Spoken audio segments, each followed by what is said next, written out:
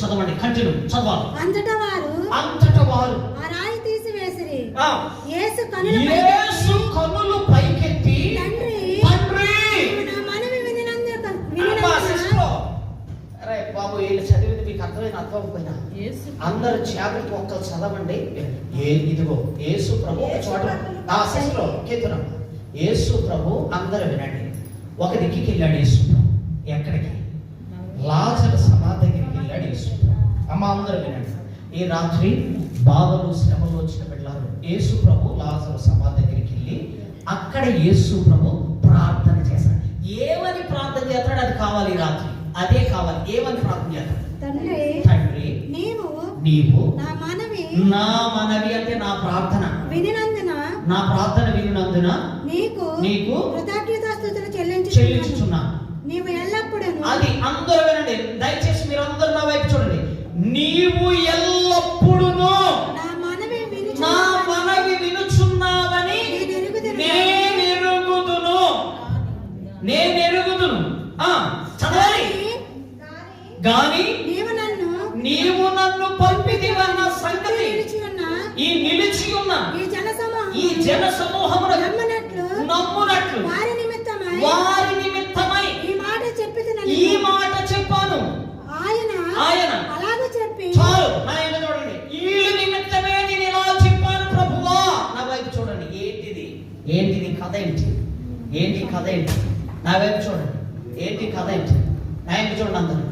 ఏంటి కథ ఏంటి? జాగ్రత్తగా వినాలి. సోదరి, యేసు ప్రభు లాజరు సమాధి దగ్గరికి వెళ్ళి డైరెక్ట్ గా ప్రార్థన చేయి. డైరెక్ట్ గా లాజరు నువ్వు బయటికి లే లాజరు అనాలి. డైరెక్ట్ వెళ్ళి లాజరు వాళ్ళు మాట అందే చచ్చిపోయి 4 రోజులు అయింది ప్రభా, 4 రోజులు అయింది ప్రభా చచ్చిపోయి అంది. అండోయ్ మనం యేసు ప్రభు 3వ రోజుకి లేచాడు, సమాధిలో వచ్చి 3వ రోజుకి లేచాడు. ఇక్కడ లాజరు 4 రోజులు అయిపోయింది. యేసు ప్రభు వచ్చి 4వ రోజును కూడా యేసు ప్రభు లేపుతున్నాడు.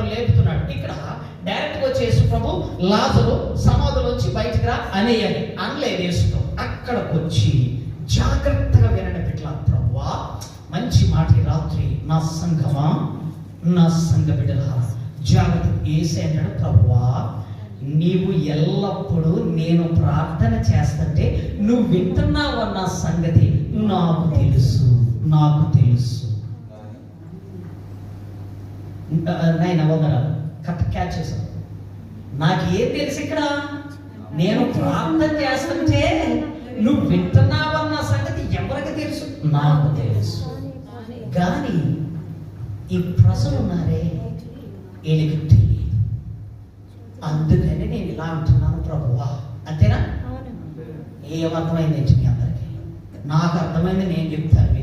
ప్రభువా నేను అంటున్నాను ఇక్కడ, నేను ప్రార్థన చేస్తుంటే నువ్వు వింటున్నావు అన్న సంగతి నాకు తెలుసు ప్రభువా. మా సంఘస్థులకు అనుమానం ఉంది ప్రభువా.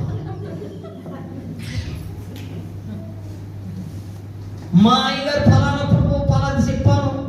మా అయ్యగారు ప్రార్థన చేస్తున్నారో లేదో, అసలు మా అయ్యగారు ప్రార్థన దేవుడు వింటున్నాడో ఇంట్లో మొన్న మధ్యలో బాగా ఇది కూడా దేవుడు ఈ మధ్యలో కాలంలో కొద్ది బాగా ఇట్లేదు దేవుడు.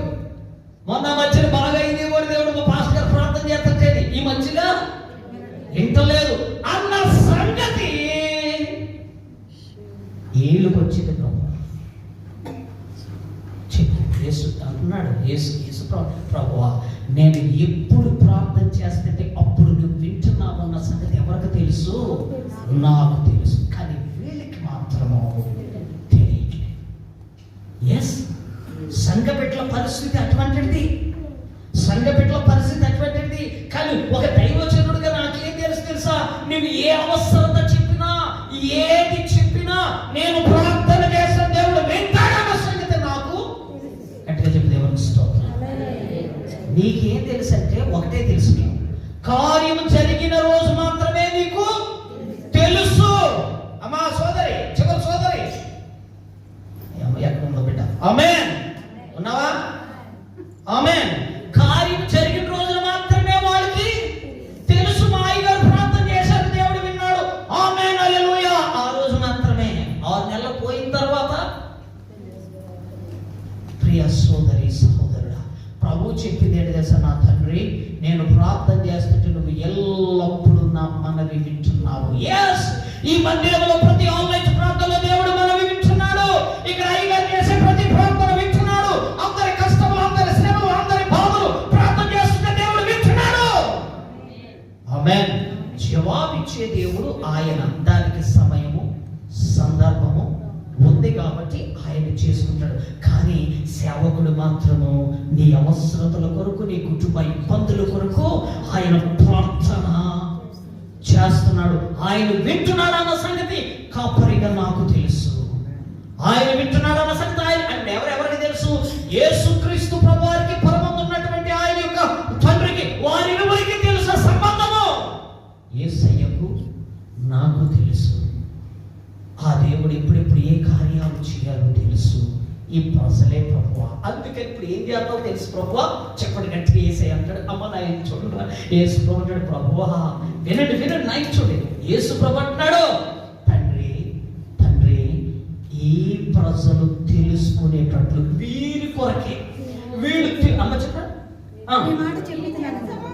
ఈ జన సమూహం నమ్మునట్లు వారి నిమిత్తమై ఈ మాట చెప్పాలి. వారిని నమ్మునట్లు వారి నిమిత్తం ఈ మాట చెప్తాడు. కాబట్టి ప్రేయర్ చేయాలి. ఖచ్చితంగా చచ్చిపోయినటువంటి లాజర్ని బయటికి తీసుకురావాలి. ఇప్పుడు చెప్పండి, అద్భుతం ఎందుకు చేస్తున్నాడు యేసు ప్రభు? అయ్యా ఒక్క మాట, ఎందుకు చేస్తున్నాడు యేసు ప్రభు అంటే మీరు నమ్మడానికి. క్లియరెన్స్ గా చెప్పండి అందరూ. అమ్మ సిస్టర్ చెప్పండి చెప్పండి. ఒక అద్భుతం ఎందుకు చేస్తున్నాడు యేసు ప్రభు నీ జీవితంలో? ఒక అద్భుతం ఎందుకు చేస్తున్నాడు నీ జీవితంలో? నువ్వు నమ్మడానికి. ఆ ప్రభుని నువ్వు ఆ కార్యం ద్వారా తెలుసుకుని నమ్మి ఆయనను వెంబడించాలి.